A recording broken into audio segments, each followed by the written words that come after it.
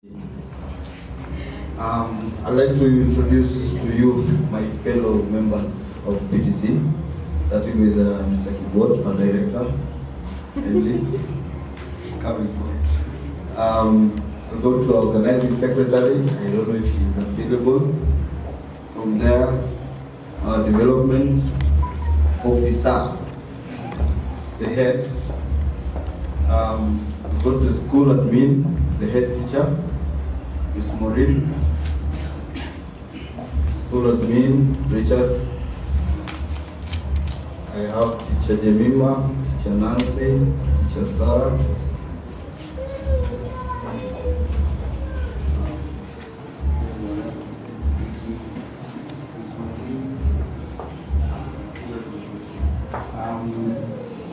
Ruth, her parents. I don't know if she's available.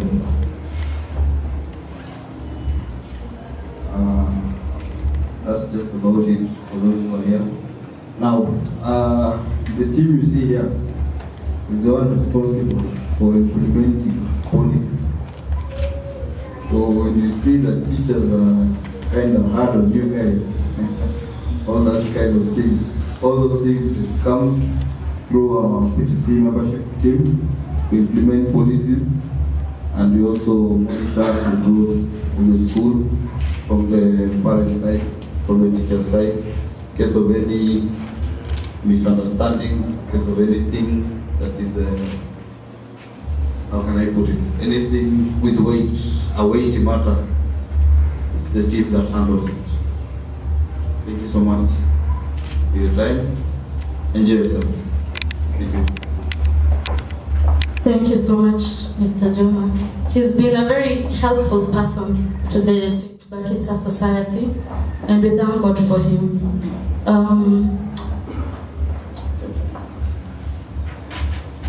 You're going to have refreshment, just like he said. There's wine, wale wakajuo, kuna kajuo, wale wamsinga, kuna wine hapo nyuma. So feel free, yeah? I'm just going to give you 2 minutes, 5 minutes. You're going to pick your refreshments from behind there. And when we come back, kindly, make sure jasimama mahali ulikuwa umesimama, because I'm coming at you again. You're going to give me 2 new names of people that you have met.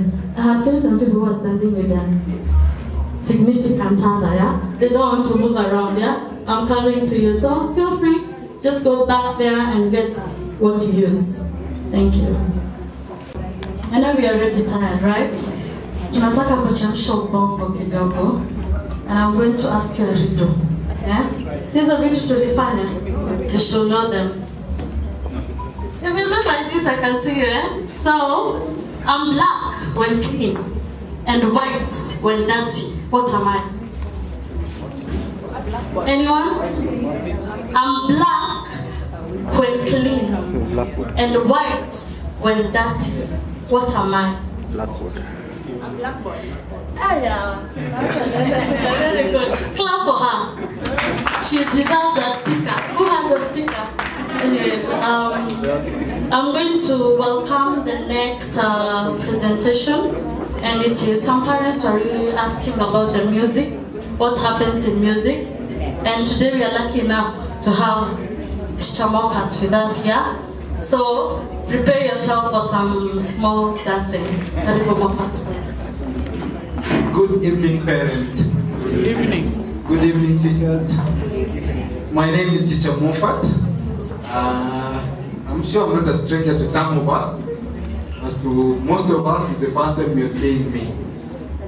I'm a music teacher by profession, and I love it. Alright, so my history, some of us know about my history. Some of us don't know, maybe I can just touch on it briefly. When I was 6 years old, I invented my own drum set.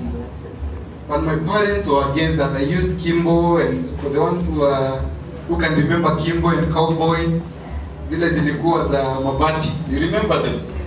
Yeah, that I think now I can guess some people's ages, and you can guess mine as well. So anyway, I used those Kimbos and Mabatis, and I invented my own drum set. But my parents were against my music. So what did they do? They had to throw away my Kimbos and my Mabatis, and so I had to do my music in the bush. but then you cannot kill a passion that someone has. So I decided to learn music. I self-sponsored myself when I was in high school. I used to go for music classes, and luckily I was in a day school. And so I used to be given money for lunch. I could starve so that I could pay the music teacher at the end of the week. I could carry all, though it was not enough, but the teacher saw my sacrifice. And that's how I started my music career. By the time I cleared my high school, I was chased out of the house, because I was rebellious. The parents wanted me to do what? To do law. But then my passion was in music. And that's how I began my musical journey. And through music, I was able to get scholarship to learn music properly outside the country. And I can tell you, I don't regret that decision. And thank you, parents, for giving your children that opportunity that I really wanted, but I never got. So what do you do in our music classes? One, we have those children who learn the piano. I'm sure that one does not need much of explanation, right? Pianos, keyboards, and then we normally have some leaflets that we give you parents every week. How many parents receive some leaflets every week? All right, maybe you should be asking every Wednesday for the children who are in kindergarten. Yeah? We normally give some take-home materials. So I'm here to talk about that, and that program is called Kinder Music. We have some brochures. Because of time, I may not talk so much. I'd like to engage us in some of the activities that we do. And luckily, this curriculum is in line with the new curriculum that the government is proposing. Why? If you look at the benefits, it encourages parent-child involvement, it encourages creativity, and most of all, it's fun-based. So in that class, it's more about fun. So children learn, but they don't really know that they're learning. Why? Because you're having lots of fun. How many people did primary music here? Who can remember what a G-clef is? You know to draw it, eh? So if you're asked to explain it, you may not be able to. Who remembers what a crescendo is? I remember if you're like me, my teacher used to do something like this and like this. I don't know that we had the same, our teachers are taught using the same teachers, taught by the same teachers rather. So you have things like crescendos and diminuendos and all these funny things that look like Greek. But interestingly, your children can explain to you what those things are.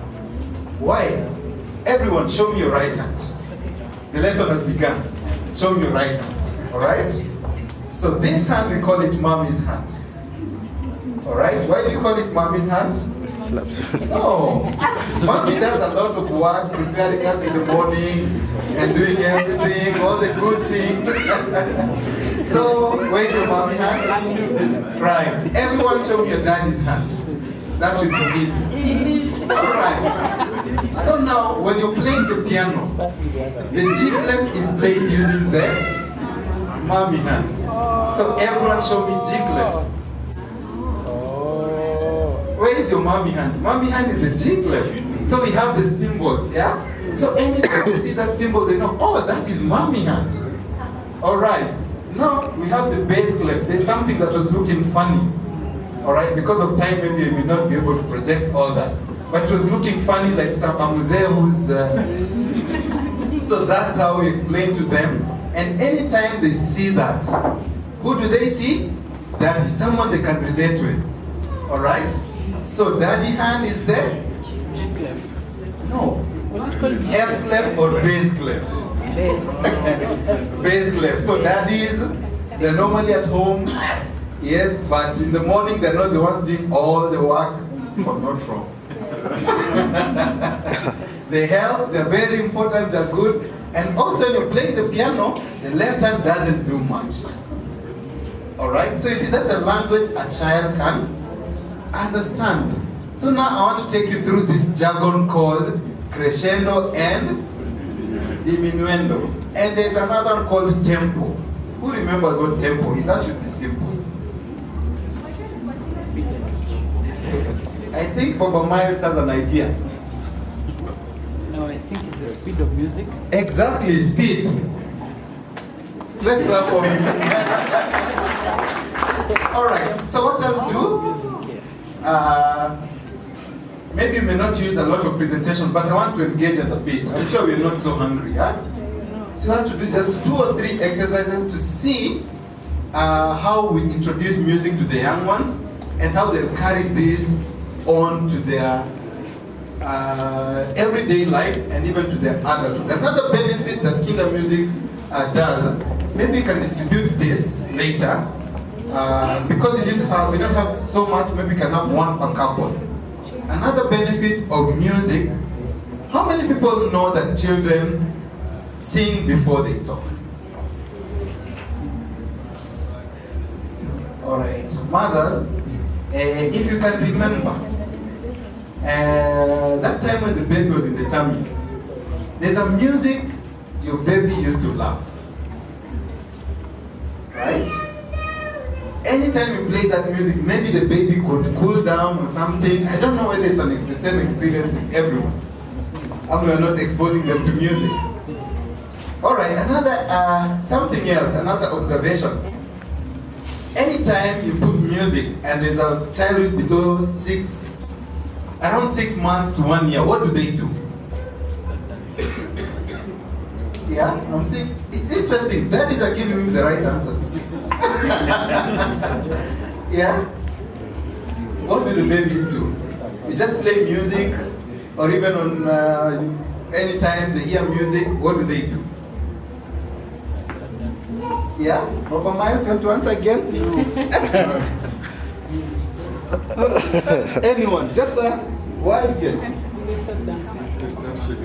Exactly, they start shaking their heads, they start dancing. They do not even understand what the music means. Right? Same thing with us here. I'm sure there's so many people who love music by the Lingala people, Congolese people. Do you understand what they say? So the easiest way to teach your children or even yourself to learn anything is through songs. So we teach the children all these values that I inculcated in the new curriculum through songs. Alright? So I'll take us through a few exercises here. And please feel free. For now, let's just assume that we are children. Please don't take offense. Alright? Is that okay? Alright, we'll just have a few exercises to explain legato and staccato. Maybe you may repeat 1 or 2 exercises for parents who are not here last time when I did the presentation. And feel free to be children. Alright? So one of the things we do which is important in life is to create rituals. So anytime, we don't just start the class like that. Same thing, parents, we need to teach our children in the morning. You greet them, you kiss them, hug them. It's a ritual. And they'll grow to be people who are responsible. So this is one of the rituals we start with, right? So are we ready? Everybody just say, let's groove it, groove it. Let's be easy, groove it, groove it. Everybody, let's groove it, groove it. Then A, B, C, music and me, let's groove, groove, groove. All right? Simple as that. Okay. So, tap the beat. Find a place to tap.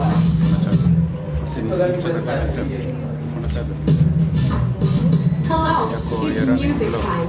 Let's begin by moving and okay, so grooving ready to together. move and groove, everybody? Let's groove it, feel the beat and move it, groove it. Groove. It's ABC, music and me, let's groove, groove, groove. Very good children. Then get up and clap your arms to the beat as you speak Let's clap it, feel the beat and clap it, clap it. ABC music and me. It's ABC, music and me, let's clap, clap, clap. So now listen attentively to the next instruction, yeah? So This this time, here, we'll sing while we tap the beat. Find a place to tap. find a place to tap. Let's tap it, feel the beat and tap it. It's ABC, music and me, let's tap, tap, tap. Clap for yourself. All right, so that's how we start our one of the music we use to start our lessons. It's one of the rituals, all right? So we want to move speedily to an activity where we will now do, maybe we can distribute. I don't know how we'll do this. Some people can get some, they're simple instruments. We have one each for the, these are just cups, yeah? And then we have some more, maybe you can pick two here. Rhythm sticks. Just pick two. Some people to pick cups, some people to pick sticks, all right? So we want to learn about legato and staccato. They look like the jargons from another country, yeah? From another world. And this is what normally goes on in the class. When we're distributing, we normally have an activity, all right?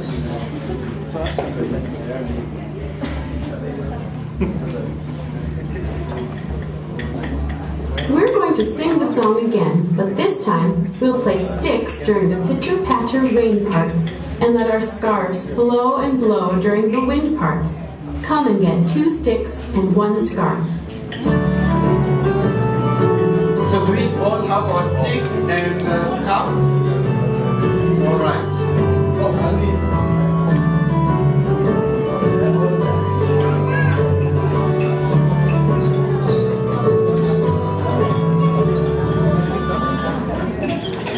all right. So we all have the instruments? Okay.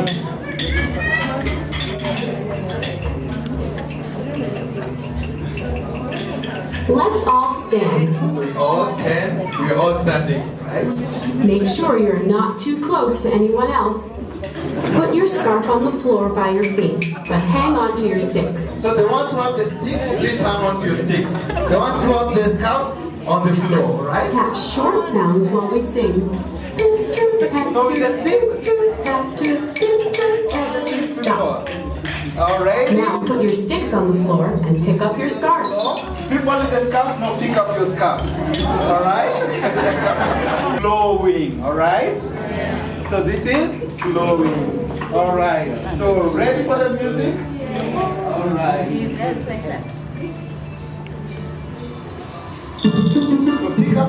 So pick up your rain, everybody. This is the rain, yeah? So pick up your rain. Okay, let's go. I run through the rain. I run through the rain. Who's your Pick up your scarf. Pick up your scarf. All right.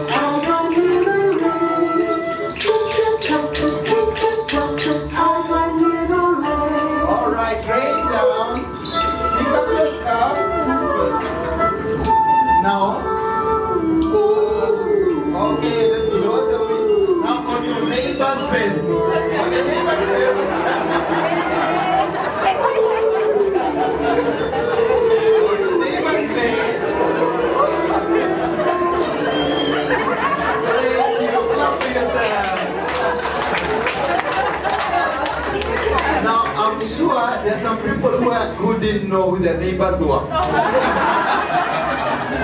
And from that alone, we've been able to break some ice, right? All right, so now you have to put our instruments away. Again, there is a song for that, all right? So each activity must start with a song and end with that. Instruments away. So children, listen to that. Anytime put your instruments away. right, so just gently put your instruments away.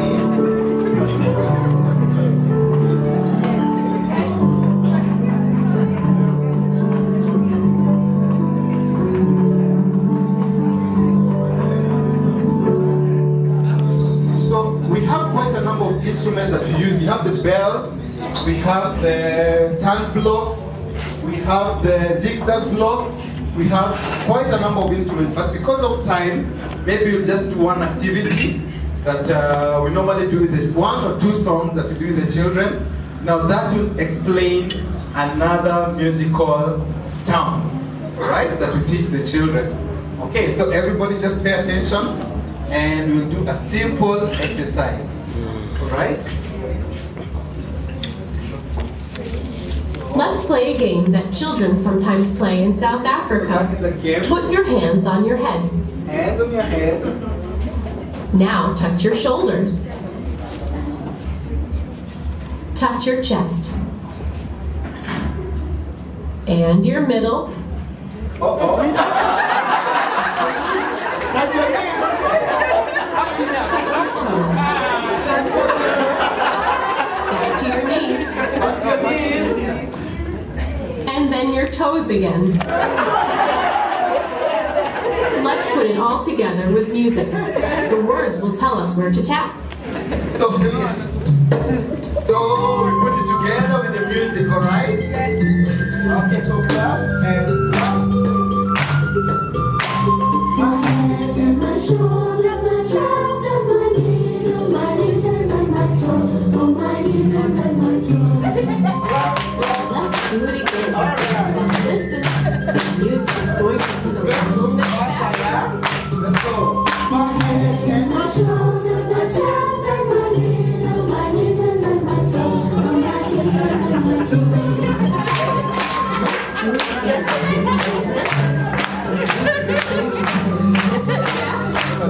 My head and my shoulders, my chest and my middle, my knees and then my toes, on my knees and then my toes. Let's do it again. Now listen, the music is going to be a little bit faster. My head and my shoulders, my chest and my middle, my knees and then my toes, on my knees and then my toes. Let's do it again. Now listen, the music is going to be a little bit faster. My head and my shoulders, my chest and my middle, my knees and then my toes.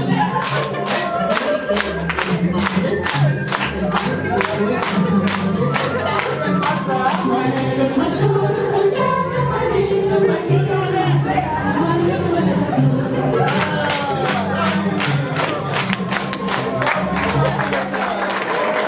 So that was a simple exercise.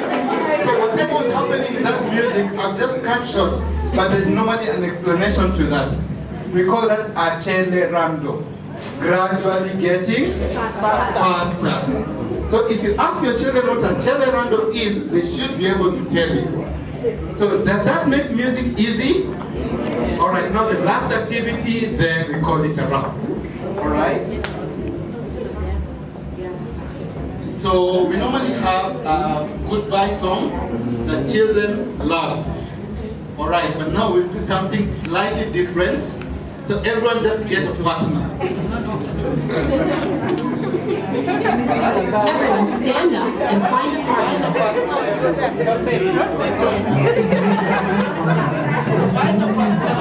Masuya, a simple song. This is one of the songs children love. So we have some activities we'll do. So you have to listen attentively, yeah?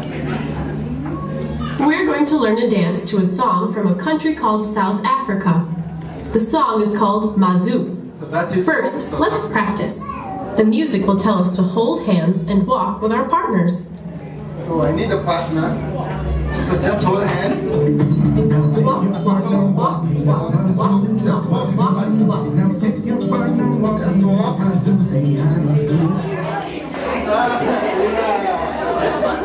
Great. Not one place. You can just feel free. Okay.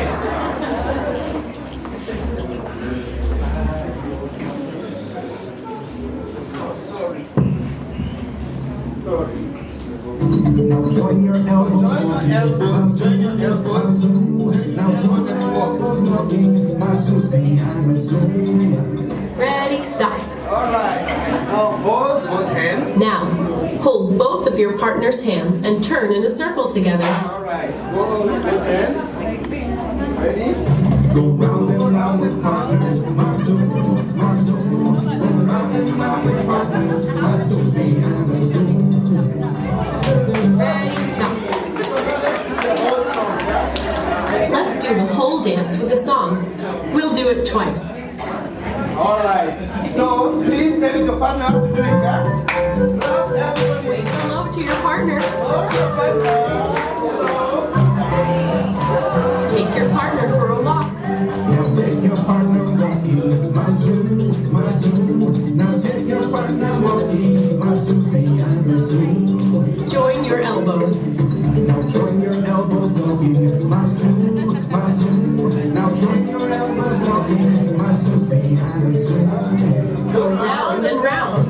Go round and round with partners, my zoo, my zoo. Go round and round with partners, my Susie and the zoo. Clap, clap, clap. Get another partner now. Get another partner. Choose another partner. Different partner. All right. Choose a Wave different hello to your partner. partner. Wave hello to your partner. I need another partner. Take your partner for a walk. Now take your partner, Let's go for the walk. my zoo. Now take your partner walking, my Susie and the zoo. Join your elbows. Now join your elbows walking, my zoo, my zoo. Now join your elbows walking, my Susie and the zoo. Go round and round. Go round and round with partners, my zoo, my zoo. Go round and round with partners, my Susie and the zoo. Thank you very much. All right. So that's basically a very small fraction of what you do in our class. Did you enjoy it? All right. So that's just a taste, a very small taste of what you teach your children. Thank you. God bless you. That was beautiful. But when we were going down like this, I had some.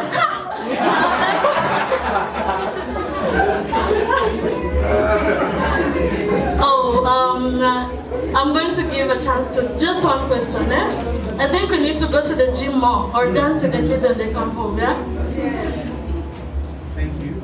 I see why our kids come home hungry. I only have one clarification. You said the right hand is mommy's hand. Yes. And the left hand is daddy's. Yes. And you said in playing the piano, the left hand is not of use. No, it's of use, But it's not used. not as much as, yeah. So when the kids are learning, they're learning that this daddy's hand is not. That's a very good question, yeah? No, I just told you that as parents because your level of understanding is higher than the children, all right? So what we teach them is not that. No, let us all agree, eh? Let us all agree. The mother hand. Okay, this is what we teach when they're playing the piano, and for the pianists who are here, you'll agree with me that the left hand accompanies the right. Right? How many people play the piano? They just make us relate. This beautiful girl over here is mommy's hand. And this other handsome man over here, who has two eyes and looks, is who? I work with Liberty Life Insurance Company. We got student personal accident insurance for St.Bakhita. The main benefit of this insurance, it covers accidental death for the students. It covers accidental disablement, medical reimbursement, accidental death if it occurs when the student is in school or at home. It covers the student both at school and at home. Are we together?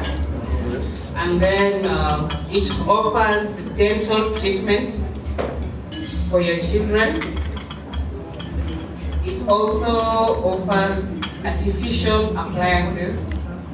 Tuition reimbursement is that when your child is sick and has been home for some time, you might want your child to maybe the other students, when the child was sick, the child was at home. So he or she was left behind. So you might want your child to catch up with other students.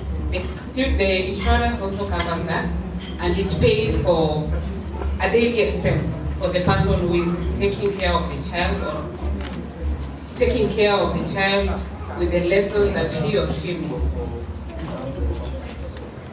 Are we together? Yeah, so I was told that most parents were not understanding why you have this policy or you have this in the school setup. Yeah, so I decided to come in and at least share for you to have an idea of what it covers. Are we? Yes. Sorry? I'm saying, can we ask some questions? Yes. Because of course we did have this. Yes. So question number one, you have said that it covers our kids when they are both in school and at home, yes. Okay, fine. Now, we know about the policy, but we don't have any like a card or something. Yes. Because you see, when you go to the hospital, you have to present the card, they have to see the membership number. So, is that there? Or the card is there.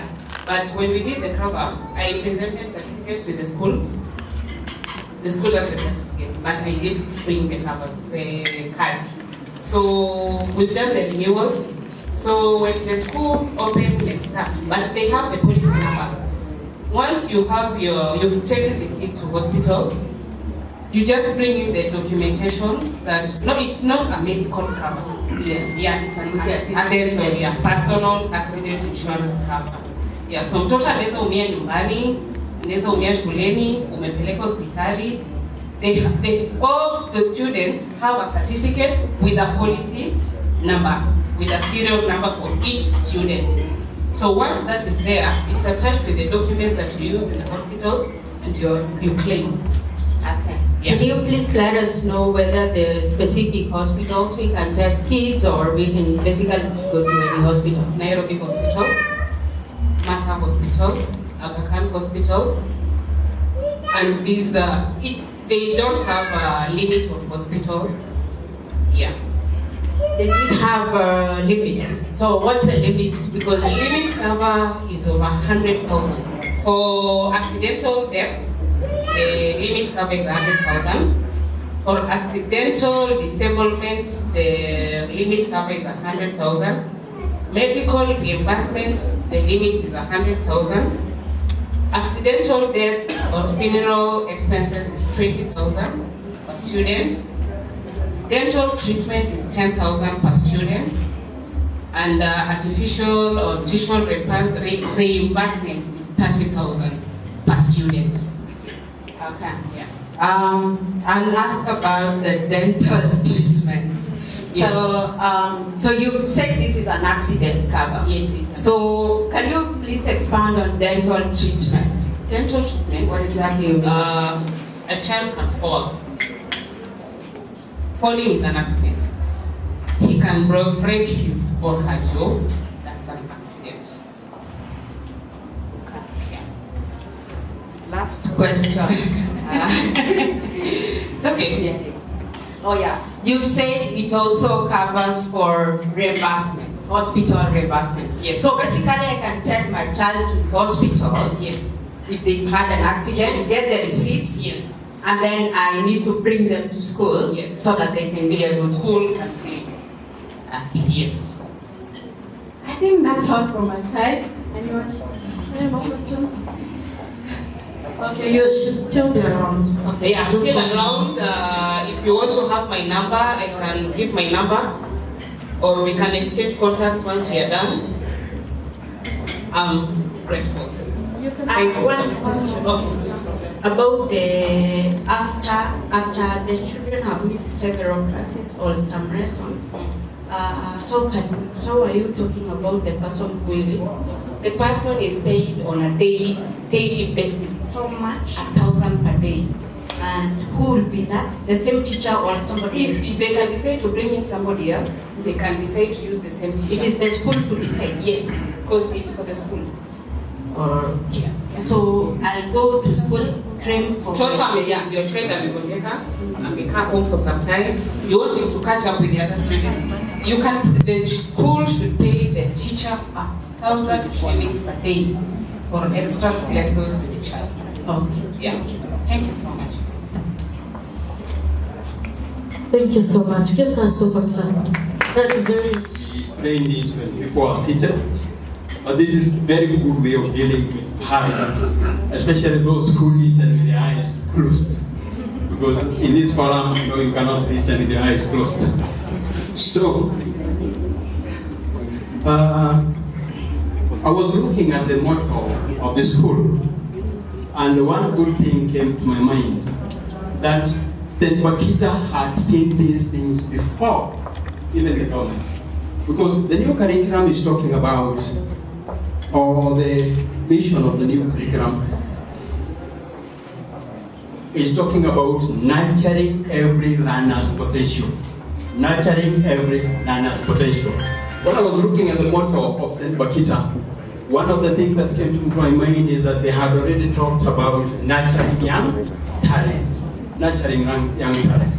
The system of education as it is since 1985, when 844 was introduced, and we are all products of 844.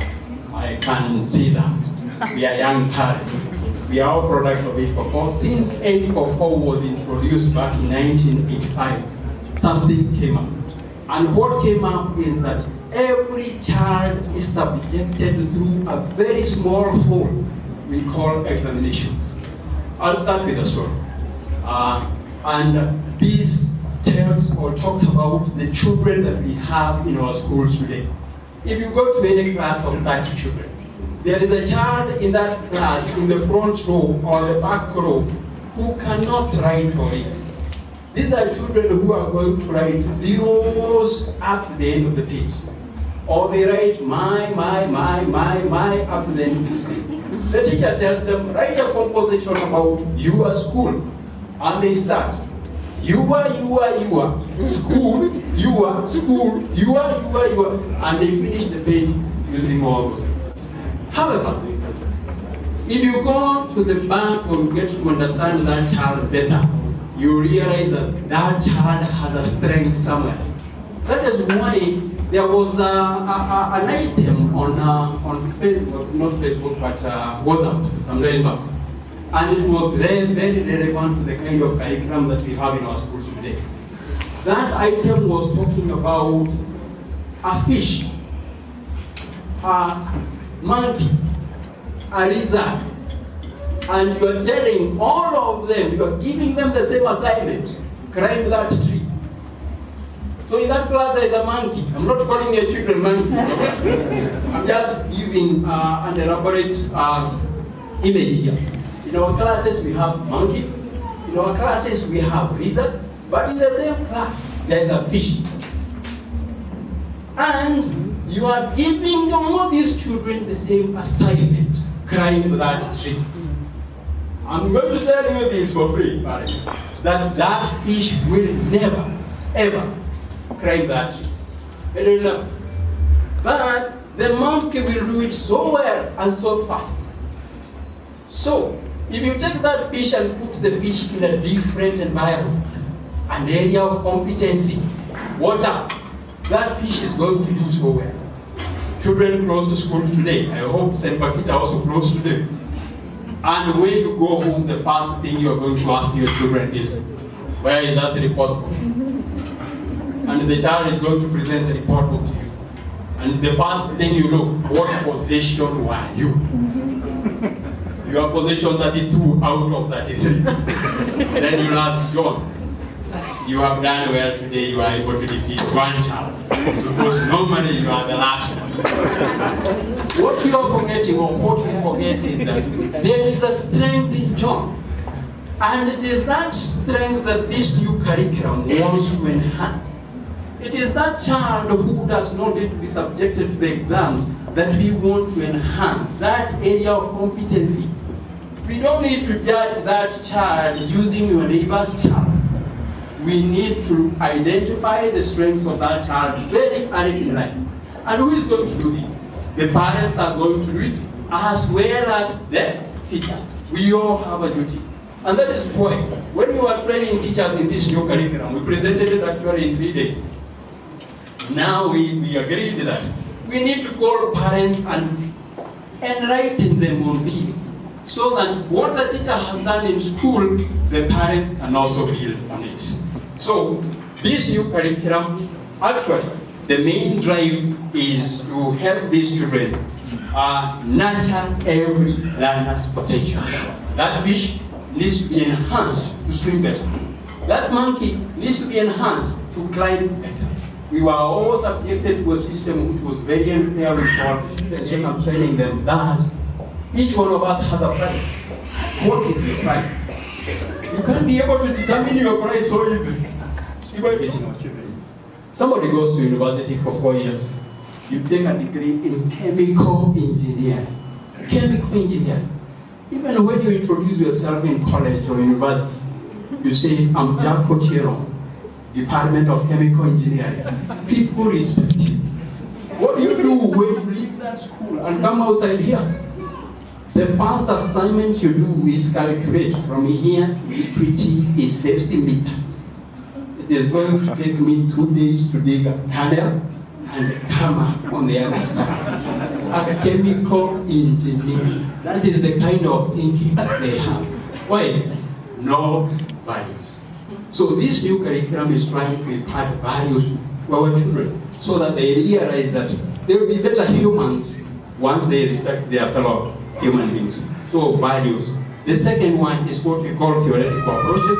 I don't want to dwell so much on this. This one is more related to the teachers. Because we talk about theories. People who thought about how do children grow? How are they supposed to be brought up? So these are the theories. There are many. Sigmund Freud. Some of you probably have met them. Eric Erickson. And so many. So there are so many theories that we take this curriculum, we take this curriculum on. The other one is the principles. And the principles are many. We want children to realize an opportunity when they see one. When was he called J. Mo? This Chinese or he's an entrepreneur. Jack Ma. When he was here, he gave a very good example. He said, if you put 5 bananas here and 1,000 shillings, and you bring a monkey there, what will the monkey take? The bananas. The bananas. Because the monkey does not realize that 1,000 shillings and buy 5 bunches of bananas. Our children are not able to realize opportunities when they see one. And in this new curriculum, we want to impart that and impart it well. Excellence, diversity, inclusion. I want to talk about point number C or E. Parental empowerment and engagement. Parental empowerment and engagement. We want parents to participate more in raising the children. We are too busy, very busy. Doing what? Looking and searching for money to satisfy these children's needs. Get some time to share some moment with your child. Please thank you, please. Keep thanking me. Okay. I can talk for 3 hours. That's the problem with some of us. And it's 13 minutes. Then the other lady will come for 2. How will you do? So, parental empowerment and engagement. And here we are saying, please parents, spare some time to spend quality time with children. There's a story on WhatsApp. I hope you have read it. It is talking about this child, this Chinese child, who the father came in one evening and the girl called the father. And he asked the father, Daddy, how much are you paid per hour? And the father said, I'm paid $20. I'm paid where? Huh? Per hour, paid $20. So the girl told the father, please, Daddy, lend me $2. And that was a new term, lend me $2. What do you want to do with the $2? So the girl told the father, if you lend $2, I'll tell you what I want to do. The father went back to the pocket, gave the $2. The girl went back bedroom and came up with $20 and told the daddy, I want to buy 1 hour of your time. Just 1 hour to spend some time with you. We are too busy. Too busy. And yet, What we are working for are these children. Sometimes take time off from work. Spend some quality time with your child. When I say quality time, sisemi ukae nyumbani na gazeti.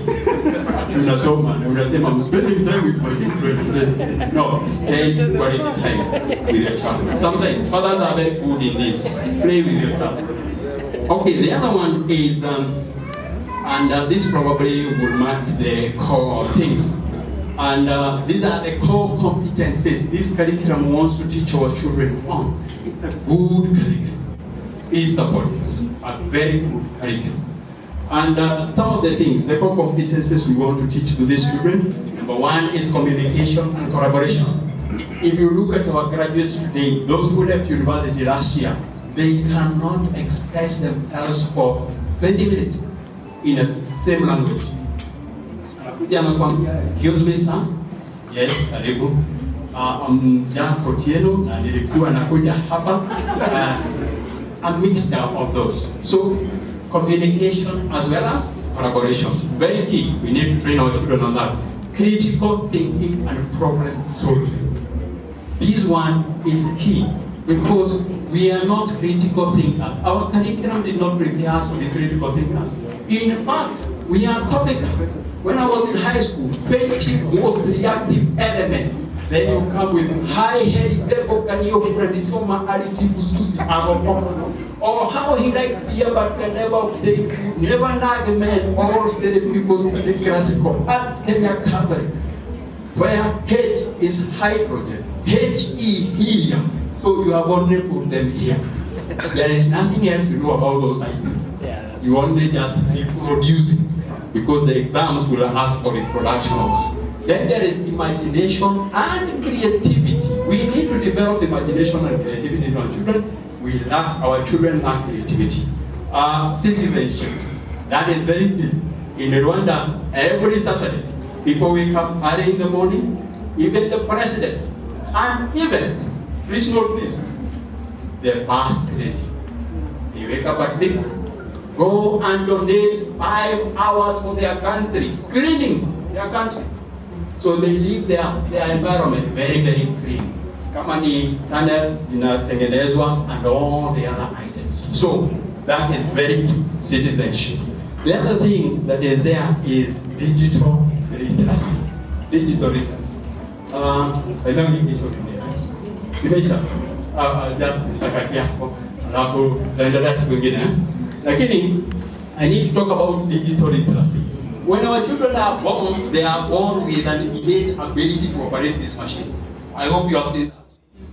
Have you? You give them their simu, the smartphone, anafungua vitu zingine hata hujawahi ona. Learning to learn and what we call self-efficacy. So as a parents, we have a duty. And this duty is to ensure that we spend some time with our children, provide your child with what they want. Because your value will be calculated with the kind of people you leave behind. Alright? I know you are here. I know you are here. You are here for these 2 hours. For these 2 hours because of that child. Alright? That is why you came. You have left so many items back at home. You are here because of that child. And I'm promising you, this time you are spending here for your child, you are going to reap the benefits. You are. Because despite you will not, when you are leaving this place, you will not be the same person who came here. Hata ukienda na kitu kidogo tu, you will be a different person. Men, please spend some time with your child. Thank you very much. I'm going to take my partner to just take 2 minutes, talk about digital literacy, because that is where everything is going. If you don't have an email, you are a kid. I want to use some very words. You are a kid. Anyway, let me end it there. Thank you. Welcome the main man, our director Joseph, who is going to welcome the speaker. Karibu Bwana Joseph.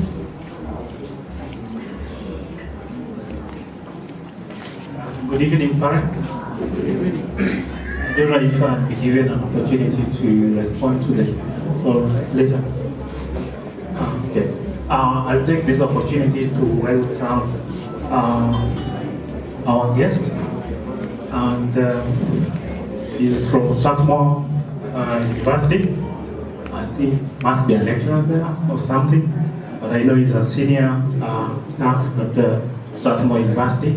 This is second time joining us in this kind of event, and the reason why he's joining us, the content that he had last year, our first cocktail, was really informative, and I thought it would be very good. He comes back and shares the same, and probably the highlights is going to give you. But I was thinking with the new curriculum coming into play, the gentleman was here when he talked about St.Bakhita, so the government curriculum before even the government sat down. I think I was really impressed.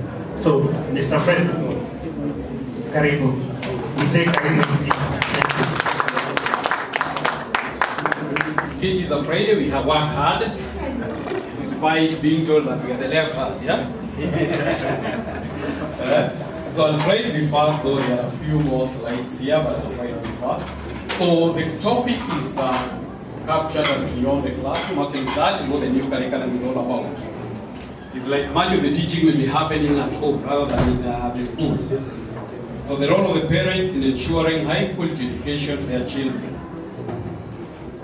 So just as an introduction, I would say that at the heart of every parent is his child. I think all of us, we are here up to these odd hours because of our children. The parent's greatest prayer, all of us, our greatest prayer is normally that our child succeeds. My dad told me, and I think probably your dads might have told you, that a parent likes it more when you are greater than him at the end of the day, if you achieve more than he achieved. The parent yearns for the child's academic excellence and moral integrity. We don't just want academics. Is he equally morally upright? It is important to note that the first chapter of the book in a child's life is actually learned at home. It's not in school, it is learned at home. There are certain things that we have just to inculcate. There are certain things we have just to do at home to ensure that actually our children succeed in school. This chapter that is learned at home comprises some cardinal virtues. Remember that teacher might have 25 students, some of us could have 40 per class, some probably, the number differs. And the teacher has to pay attention to all of them. You as a parent, probably they're just 2, they're just 3.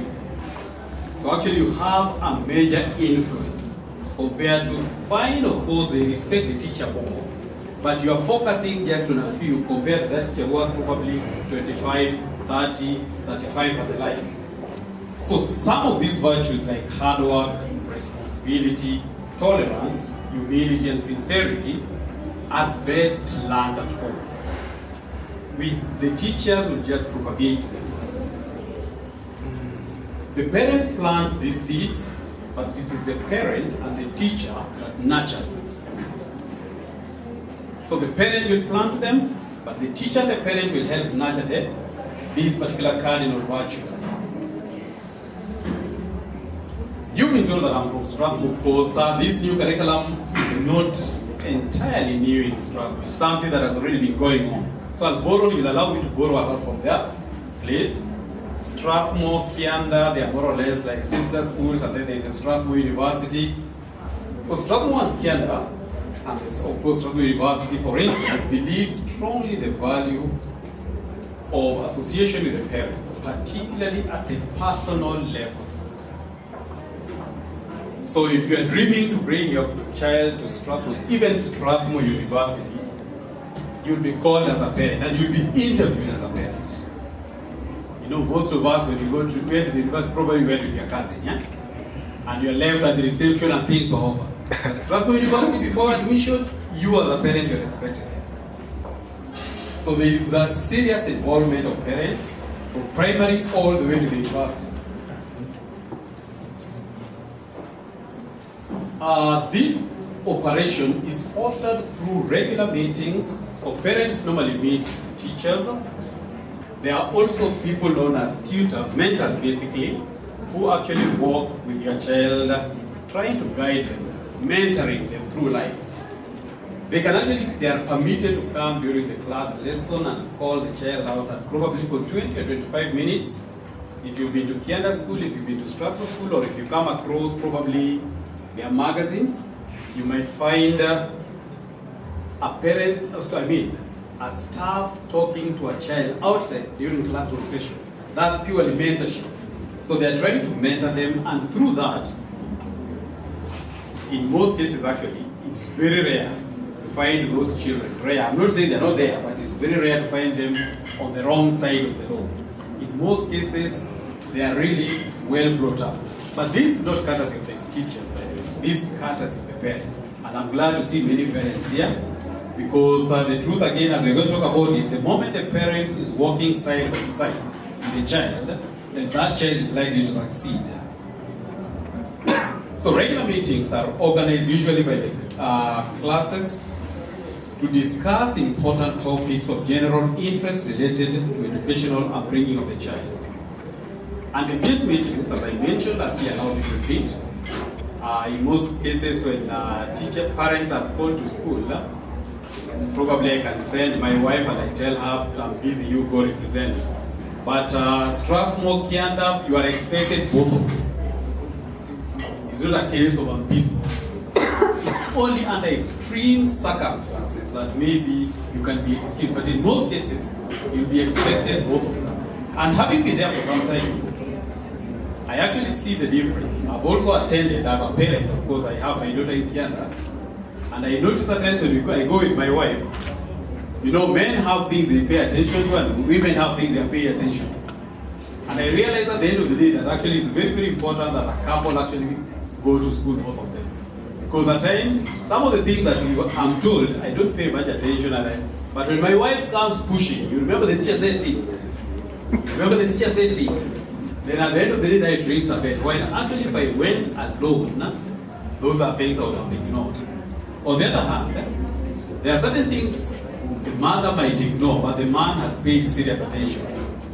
So it's normally very important. I don't know about St.Bakhita, but I'm really glad I'm seeing from last year what they have been doing. I think they're also picking up. They have serious vision for this particular school. And I'm equally glad to see most couples around.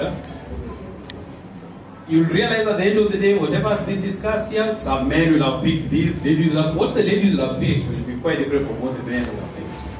But when you go home and compare notes, all of that actually is geared towards bringing up that particular child. So normally it's very, very important that actually both of you avail yourself whenever you are called to school. And I'm happy for the couple that is here.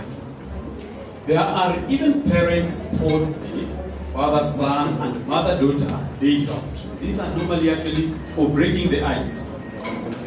Some of you who probably already have children approaching, you know, when they're young at around 2, 3, if you have a car, you realize they want to sit on the front seat, yeah? But they reach, by the time they reach 13, 14, they want to sit on the back seat. And somewhere where even if the driving mirror will not capture them. So by then the conversation is going down. These particular activities are actually normally meant to break that particular ice. And anytime probably you're walking in Strathmore schools, Kianda school, one thing that you find is a bit funny is that the daughters are very close to their parents and they can tell them anything. A colleague of mine, I worked with a colleague of mine who was just telling me a few minutes ago that a mother went with her daughter for some function, and the daughter, someone did something funny and she went straight to the mom and said, this man is trying to touch me in a manner that I don't like. Now, for a daughter to be so open to the mom, most of us, when we were brought up, whatever experiences you have there, even if they argue, you keep them to yourself. You could only share them probably with your friends. Huh? But now, they're the way they are brought up and the way they are nurtured, and that's what our blood St.Bakhita is picking up.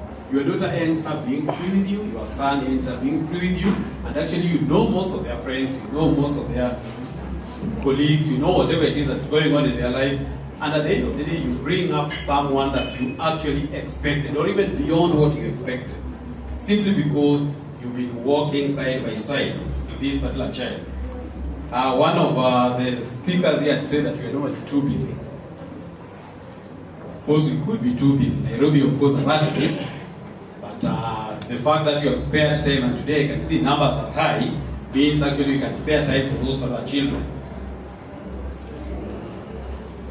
Research shows that consistent parent and family involvement in education correlates with higher academic performance. This one actually I can vouch for. I think the high performance in Strathmore is not by design. Actually, you go there and at times you realize the number of hours put in those, but like, I was looking, they lead in maths. So that's Strathmore Secondary, most times number 1 in the country. But looking at the timetable, 5 lessons per week. 5 lessons per week. And most people wonder, what is it that's happening? Much of it may not be the teachers. Much of it is the parent also being there and actually knows what is happening. And the child, therefore, is extremely keen because he doesn't want to disappoint the child. Same to Kianda. So when a school and parents work together to support learning, students tend to earn higher grades, attend school more regularly, and pursue higher education. The dropout rate, the dropout rate is minimized. But the moment a parent disappears, then chances are that child might not be anywhere to be seen. I heard sometimes back a story from Nairobi School, actually from a staff from there, a story that caught them off guard, of a child who every weekend would request that he has some medical condition, he would go home to be taken to the doctor. And it was a standby permission every weekend. So the teachers knew so and so normally has a medical condition, he's going home for doctor's appointment. But so many months down the line, one weekend the father appeared and asked for the son, and he was like, but your son comes home every weekend. And he said, no, my son has never been home. What's the problem? No, we are told he has a medical condition. So the father said, when does he come back? He comes back on Sunday. So on Sunday, the father came back when the son normally comes, around 2-3, and was waiting. And then the son appears. When they tried to dig out what was happening, apparently this boy, every Friday, he would be given a bag and was actually trafficking drugs to Mombasa and coming back on Sunday. Now that's a case where probably the parent is not sure, the child has looked for a loophole and knows what is happening. But these are things that if you are seriously involved, working side by side, of course, luckily enough this boy was not taking drugs, but he was trafficking. And he would go in uniform. So by the time it was being discovered that probably he had made his money, of course, was the money that he wanted, but it was a bit late. So even if you want to correct it, you might correct it, but it might be too late. So when a school and parents work together to support learning, students tend to earn higher grades because you know what is happening in school. The child knows you are always there. The child knows you are in touch with it, the teachers, and in such a case, they tend to work more. Parents' involvement is not only key in addressing the school's dropout crisis, but also fosters higher educational aspirations and more motivated students. The students become motivated when the parent is involved. Parents are pivotal in child's attitude change, guidance, and motivation. But then the attitude of your child depends on you. Mothers around will agree with me. If you say, I don't like this, even fathers, if you say, even type of food, if you say, I don't like this, the child will also say, I don't like it. So such like simple things. The moment they see you have an attitude towards this, if they see you like reading, even if you're reading stories, they also say, now they read. So the attitude molding of a child mainly depends on the parent. A responsible parent ensures he or she meets a child teacher and establishes a great rapport. There is a good relationship between the teacher and the parent. One of the things that as teachers, I'm a teacher by profession, you've been told, and one of the things, normally what we hear from the primary school sites, you must have had such like stories, that you are normally told, don't talk negatively about the teacher in front of the child. Because the moment you say this teacher does 1, 2, 3, then the child also forms an attitude. If you have a problem with that, talk with your husband, talk with your wife separately, out of the earshot of the child. Go discuss that thing privately with the child. But the moment you say this teacher does 1, 2, 3, the child comes to school with an attitude. Even mom says you are this way, even dad says. So already he has formed an attitude. So such a parent who has formed a great rapport does not unnecessarily mean openness. If you are going to school, you are keen to find out why have we been told what is it that they need today. Just to be in the know. So don't say dad had checked, mom had checked. At times actually we check them, but you know the office duties at times are so much, yeah? So there could be an oversight. But when the two people check, that's actually a double check, a complete turnaround of the performance. So find out what can I do to help this child perform. At times it's not even issues dealing with academics. Maybe it's just social life, or probably there's something that makes her uncomfortable. Find out those such like things. So which areas of learning is my child in, and how can I be of help? So get to know the topics. I normally come here and I see you be giving feedbacks. One of the things I've seen, in the school where my children are, is at times you are called there to be told, this term expect. By mid-term, these are the topics we shall have done. These are the areas we shall have covered. So even if you hear them at home, you know what is happening. It's like you have the program of what is supposed to be taught in school. Why is my child always losing items? Loss of items at times is beyond carelessness. At times it could be something bothering a child. Of course, you might think it's pure carelessness, my child is careless, but at times find out why is this child constantly losing things. What could be the problem? So get to listen to the child. Talk to the teachers, hear what the problem could be. Educational experts observe that students tend to improve their performance when they realize that they are closely being watched by their parents. So when your child discovers that you are very close to the teachers, certainly the child will not want to disappoint you. They won't want to disappoint you. But the moment they know dad is normally rarely goes to school, mom rarely goes to school, then they are also not keen on performance. If a parent is positively close to the child and the teacher, the child will strive to attain success frequently so as to sustain a good relationship between the child and probably the teacher, the child and the parent. The moment they know that there is a positive relationship, they don't want to disappoint you. Parents should strive to spot something positive. You know, we are normally quick at spotting negative things, yeah? So can we spot something positive and also work on it with the children? I do a lot of debate in my free time. And during debate, some of the things we say is, if you are criticizing something, you use a sandwich method. The sandwich method is more or less like, you know, the way the sandwich is, yeah? So say something positive, then negative in between, then positive. You know? So even if you are that, you are not abusing your child, or even if probably is the teacher, you are able to use the sandwich method. I like 1, 2, 3, 4. However, there is this bit that is not happening well. But all in all, I think you've so far done this much. So the child gets to know, or whoever it is that you are criticizing, that you're not focusing purely on weaknesses. So you're also looking at the positive things. Parents should share information that can help understand the child. You know, these children are unique. Your child is not similar to my child, and my child is not similar to someone else's child. So if there is something I know about my child, Is it something I can share with the teachers?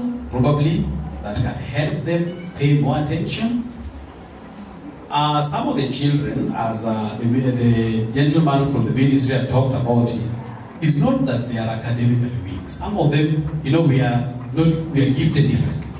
My speed and yours could be very different. I could be a slow learner, you're a very fast learner. But if I, as a parent, have discovered that my child is a slow learner, am I able to tell the teacher that this, I think, from my child, this is what I'm seeing? Some of the information you're able to share, actually, the teacher is able now to know the areas of weaknesses and try and help the child. So what is the role of the parent? Generally, a parent's role to the child is he or she should be a role model.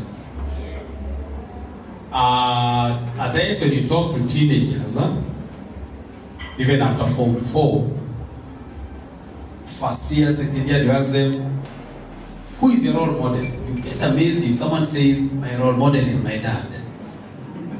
Actually, and some of them say, you can imagine what that father has done. Or another lady will tell you, my role model is my mom. So it's like, I don't need anything beyond. I just want to be like my father.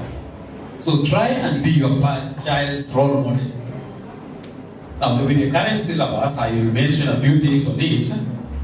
I saw here we were taking a few things. I avoided them so that I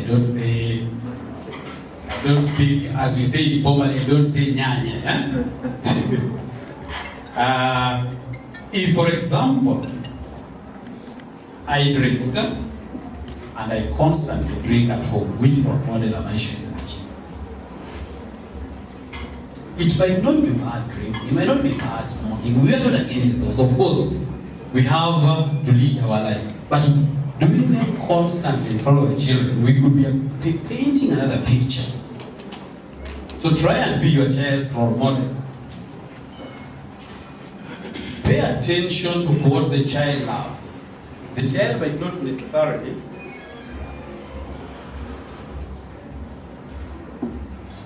God.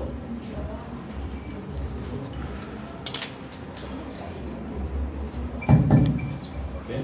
The child may not necessarily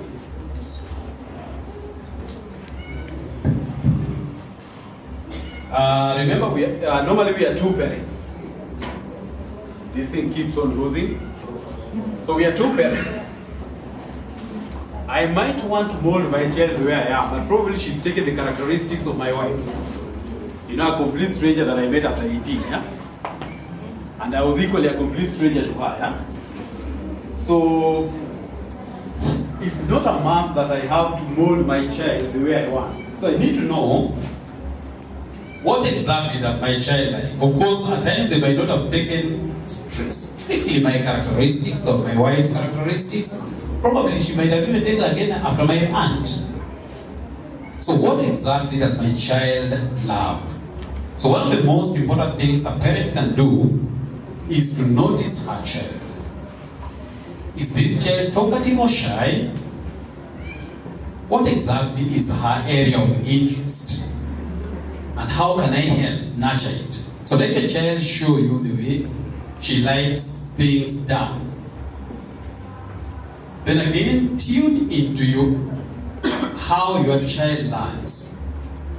What is her interest when she's learning? Many children use a combination of modalities to study and learn. Some learn visually through making and seeing pictures, others through tactile experiences. So the way I learned might not be the same way my child might learn.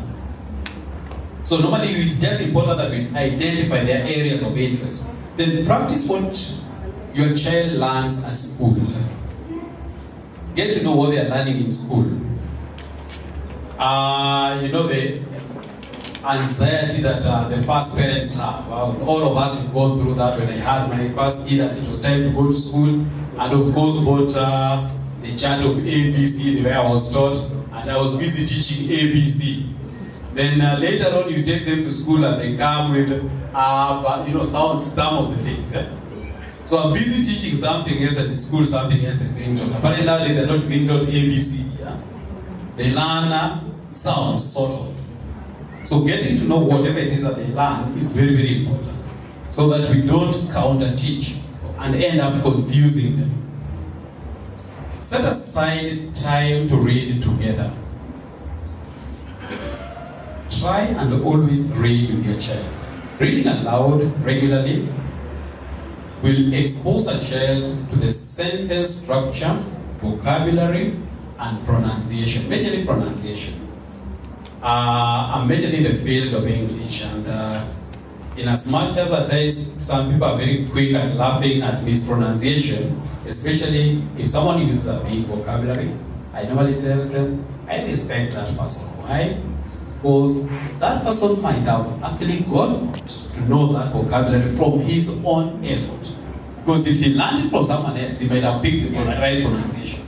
But from his own personal study, he has picked a vocabulary and he's trying to use it. He might not know how to pronounce it, but at least he knows it. But if you are speaking to the children and you are reading with them, they get to know how to pronounce the word rightly and use it effectively. So connect what your child learns to everyday life. In fact, right now, whatever it is that is going on is like there are so many things. A few minutes ago, we had just been told here about children. There was something about this program for learning. What was it called? Spring? Digital. Sigipa, yeah? To me, it was so refreshing because just last weekend, before the school closed, we were given an assignment with my daughter that they had to go to the market and she had to do shopping. And I was supposed to take a picture and print it and send it to school, showing that she actually went to the market. And that was assignment. So we did take that picture. So these things are actually happening. That's a new curriculum. My daughter is in standard, what they call grade 2. The former standard 2, yeah? So get to know whatever it is that they're doing. Even when you're walking along the road, actually there is something sometimes you hear them talking about, and if you're in touch with them, actually you're able even to guide them. Because another time I saw another assignment sent at home that tried the type of trees in your neighborhood. So of course we had to go out and I started telling her, this is an acacia tree, this is so you also try to get to know the names of trees. Because at times she sees them and then there was a time I heard about features, I don't know, man-made and things that we learned in high school. Luckily now there's a bridge again, we had to go, this is this man-made feature, this is a river, this is a natural feature. So walking around and getting to know. The gentleman had talked about it, I'm now just talking about it in relation to what our role is as a teacher, not as a ministry official, yeah? So the new curriculum that they call the 2663, yeah? Curriculum. They are calling it the CBC, the competency-based curriculum. So what exactly has changed?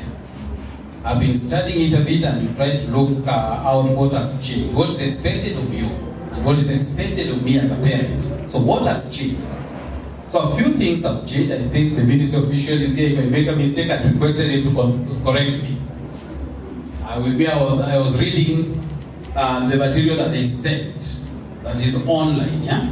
So among the things that have changed, of course, right now we hear classes are being called grades, rather than called class 1, grade 1. The ECD, the traditional ECD, which had, I don't know how many levels were there, I'm not quite sure, 3 or 4. Right now are 2 levels. We have pre-primary 1 and primary 2. Subject areas are now called learning areas.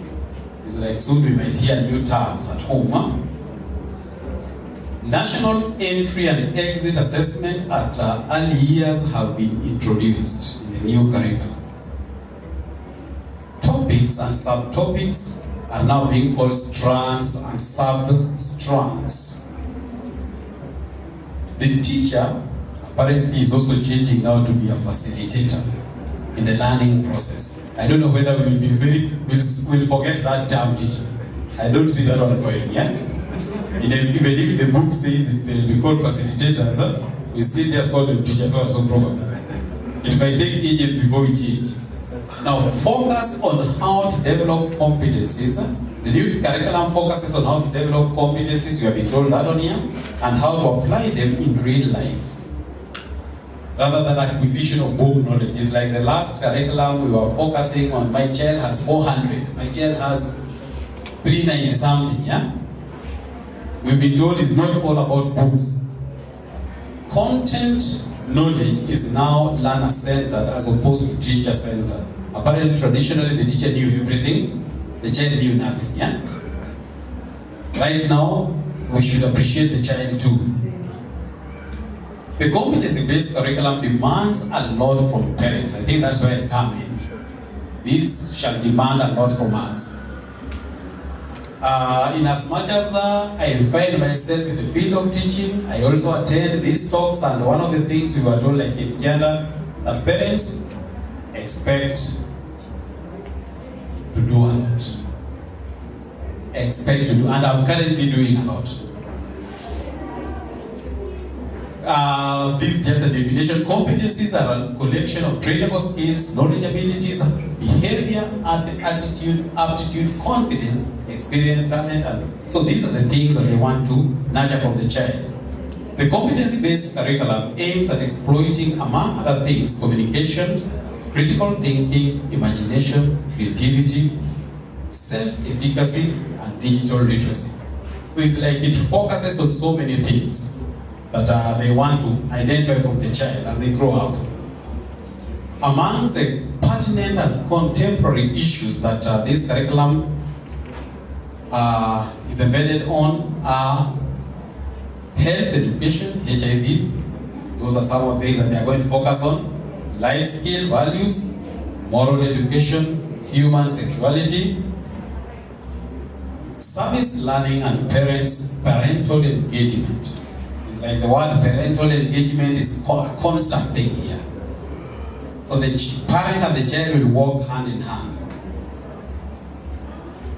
The facilitator that we said is the teacher and the parent should align learning outcomes to learning activities. So both the teacher and the parent shall actually, what we used to call objectives, will be aligned to activities and experiences. What are the advantages of this thing, the competency-based curriculum? Just a brief summary. They say it's learner-focused, it focuses on learner competencies, opportunities for local decision-making and greater depth of study, balance between formative and summative assessment. As traditionally it was just summative, you know. What you get in class 8 is like a final determiner. What you get in form 4 is a final determiner. But in this current system, there will be exams that add up. So it's not a one-off exam. Then we've been told digital, it's digital-based. Then it's a collaboration and co-development model. Co-creation of curriculum with partners and stakeholders. Partners here are of course teachers, parents, and some other areas of concern. And this leads to a complete paradigm shift. So there is a complete paradigm shift. Shift to which areas? Just a slight comparison between 844 and 2663. It's like you're moving from less to more. And what are these? It's called the content focus was less in 844. It was rigid and prescriptive curriculum with limited flexibility. If you failed in class 8, you are determined as a failure, which might not be the case in this particular exam. 844 primarily focused on summative assessment, class 8 ACP or Form 4 exam. It emphasized more on schooling and it emphasized more on teaching. What about the new curriculum? It focuses on competencies. It's more flexible with opportunities for specialization. The ministry gentleman had said that if you tell a fish that it cannot climb a tree, then it will lead all its life believing that it is foolish. And that is the case probably. If my child cannot do probably this subject, then we assume they are foolish. Yeah? Well, they are probably their areas they are strong in. This new curriculum is balanced. It has balanced assessment in most of the areas. It emphasizes on education rather than schooling. And it emphasizes on learning. So there is more learning rather than teaching. So we are moving from the student to the teacher. There's another seminar that was held in St.Bakhita University around November, which we attended, and we are being taken through. Actually, this new curriculum is new in Kenya, but it's not new outside. It's something that's already going on in some places. And some of the things that you are being taken, of course, what they are calling it is train of trainers. So what we are being taken through is what the teachers ought to do. So the people that were being trained were supposed to be sent to various schools to go train the facilitators, the teachers right now. And much of it is like the teacher does very minimal. I don't have time to take you through that right now, but what we'll do is you do something maybe for 5 minutes, then the rest you can sit down and look at the students working. So those are some of the things that the workshop in the university was trying to do, to send the teachers now outside to go train other teachers on how to teach. And they had various methods, so various things that were supposed to be done, various approaches to teaching. So you can use this method, you can use it. There's another one called gallery where every student works and they paste the things on the wall. Then what I've pasted as a student and what she has pasted, I come and I compare what we have done. So I learn from what she's done and she learns from what I've done. So it's like more of students working than the teacher. So how does the competency-based curriculum differ from the previous curriculum? I've mentioned a few things here, but again, just from what he said, the previous curriculum emphasized more on competition and grades. We used to see so many celebrations with PCP and PCC results were out, yeah? But this one emphasizes more on excellence and competitiveness. So grades are no longer there. The teacher was the main source of knowledge, with the learners being more passive. While in the new curriculum, the teacher, or rather the facilitator, constructs all knowledge through exposure to challenges, situations, and experiences. So what the real life situation? There was very little parental engagement. In fact, most of us parents were just dancing at the final time, yeah? But my child has 400. Okay, that's when you know the real father. This is my son. But when things were thick, the father was nowhere, yeah? When the new curriculum engages parents through empowerment and allows shared responsibility in all tiers of levels of basic education. I didn't pick all the advantages, I just picked a few. There are many, of course. So there was a table like this, you might not be able to see it, that shows a serious connection between the parents and the school. It's like this curriculum, I think I've repeated this a lot. This curriculum focuses more on parental engagement. So it's like, even from the planning level, you might not see this rather small, there is a plan collaborating. So it's like you're planning with the teacher. I plan something, the teacher plans something, says at home, I also put my modification. Then the child tries it out. So there's a level of trying it out. Then we observe, evaluate, reflect, if possible, plan again.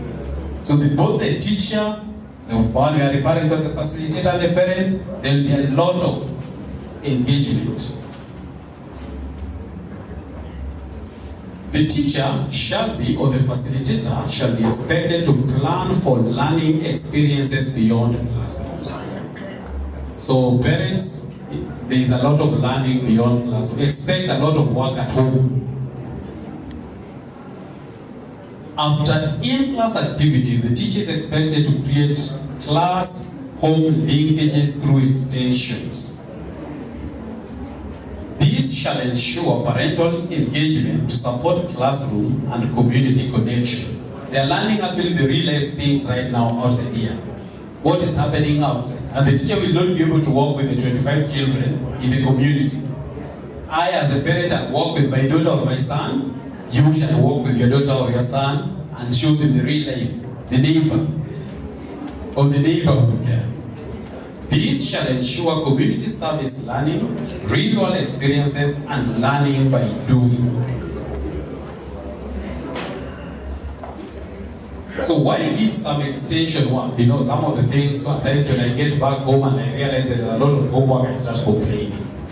Now, one of the things I've seen also from my daughter, luckily now, the homework is not too much. They are normally very minor things, but really engaging nowadays. The new syllabus, the homework might not be a lot, but really engaging.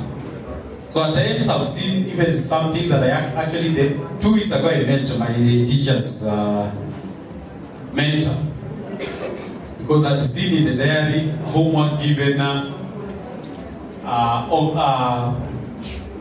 arrange your bedroom and the parent to sign. And I thought, no, it's homework. Arrange your bedroom. So she told me I've arranged the bedroom, but to force the parent was to sign, so I told her, let's go and check. But after 3 days again, arrange your bedroom. So I said, what is this business about arranging the bedroom? This is the homework being given her. Now when I went to school, I heard it is under one topic known as, I'm yet to master these current topics, these subjects. I think there is something about this hygiene, and then there is another one. I don't know, I cannot master them. Because even in hygiene, we've done some things. And I found myself constantly engaged. So why give some extension? According to the new curriculum, it gives a student an opportunity to learn independently. So learning at home, without being affected by the rest. It shows the learner's progress and their understanding of the concept learned. So the work that should be sent at home shall show the learner's progress. So the parent too is able to understand which another opinions my child, where are the challenges, it enhances the skills. For example, to be able to know time management and self-efficacy. Some of the things that actually the ministry gentlemen had talked about. So the child is able to organize themselves. The challenge that most, I'm told, most middle class parents have is that we are overprotective. We want to do everything for the child. We don't want them to do alone. So are we able to let the children also learn alone to make their own mistakes? So it gives them time for planning, time management, and self-efficacy. So when they are struggling with the things at home, they are supposed to take ownership and responsibility for their learning. The complete work that may not be suited to, it gives them time to complete work that may not be suited to a classroom setup. So they are able to come home and clear whatever it is that they are able to do. This one has also died, yeah? I'm just finishing. And as we finish, it also engages the parents' support in learning. So it's like what we are talking about here is that we as parents, we shall be expected a lot in the learning situation of our children. We shall be doing a lot. If you have not started experiencing, I think most of us have started experiencing, I'm already experiencing it, we will be working a lot. But some of the things that I'm yet to understand it fully. I think the teachers who are teaching it already understand it, but I've seen a lot of work, like even the traditional making of mats that I never used to see in things that were dying, and right now children are doing them. I've seen actually an assignment of making a doormat, and it's something that of course I've seen it being made in my house for the last 2 weeks. Surprisingly now my wife has been affected now by the child, so she's also now making a mat. So I think there is something good about this new syllabus.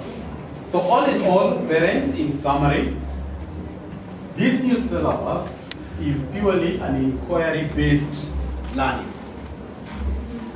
The learner is expected to make a lot of inquiry, both at home and in school. compare the notes and see what is good for them.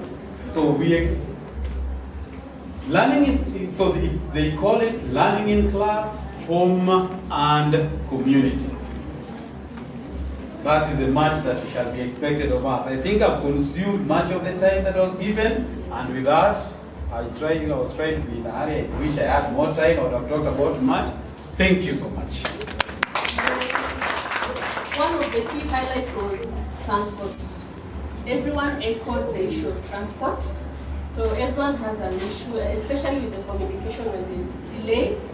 So the administration has not been communicated timely when there's a delay. So I picked that up from almost every parent that I spoke to. Then another issue was communication, public relations. Most parents felt that the administration had issues with PR, and we need to train our personnel on PR and communication. Then supervision. There's a parent who said that the kid got 2 accidents within 2 weeks, so we need to improve on the supervision. And then the uniform quality. Most parents were complaining about the trousers. So that is something that we're going to improve.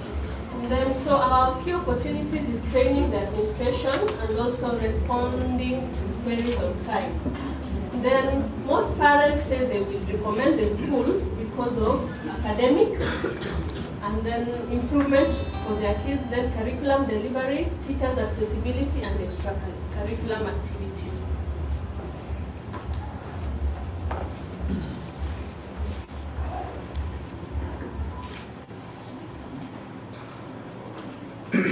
So feedback, academic progress.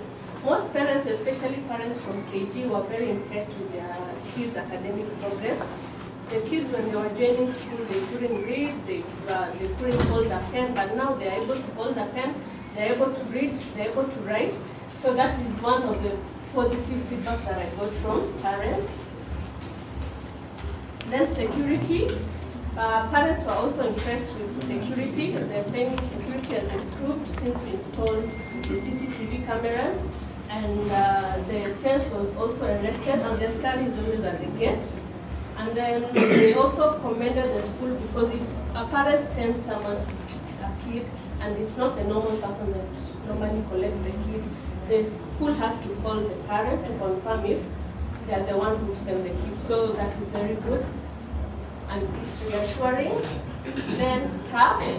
Parents commended some teachers for doing a good job. They said teachers handle their kids very well. So that is one of the positive feedback. Then we have concerns. Transport. I think that is uniform for everyone. And we are working on improving the issue with transport come next term. So that will be handled. And we're sorry for the inconveniences that have been caused. And then we have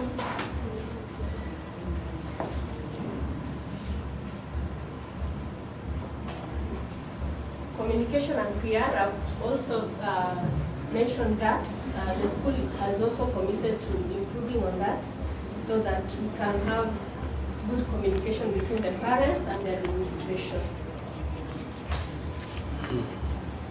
Then decision making. A few parents were concerned that the school is making decisions concerning their kids that affect their kids adversely without consulting them. So that is something that we picked, and we are promising that that will not happen again. Then fee increment. Some parents say that school fees is being increased without them being noticed, especially for curriculum activities. But we are sorry to inform you that co-curriculum activities is beyond our mandate. So the only thing that we can increase is tuition, but co-curriculum activities, we outsource the service. So there's nothing much we can do about that. Then other concerns.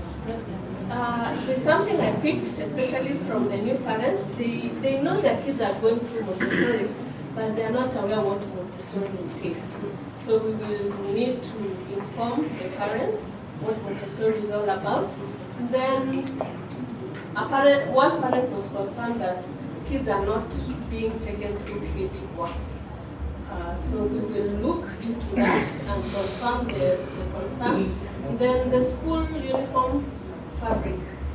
The quality is very poor, and some parents were suggesting that they be allowed to buy school uniform from wherever because the quality is very poor. And then one parent was concerned that the Catholic religious activities are being imposed on kids. So she said that in case we need to do masses or anything, kids should not be forced to attend.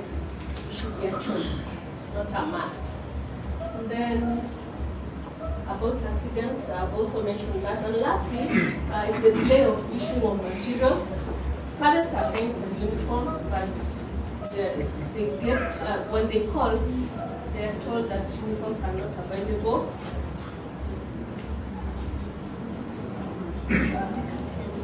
Sorry. So, issuing of materials by the administration about school uniform being issued late after parents have paid, and also there's a parent who complained that her kid kept coming home with soiled underpants, and anytime she asked the boy why, the boy said that there was no tissue in the toilet. So that is something that we picked up and we will address. So that is my presentation, and thank you for your time.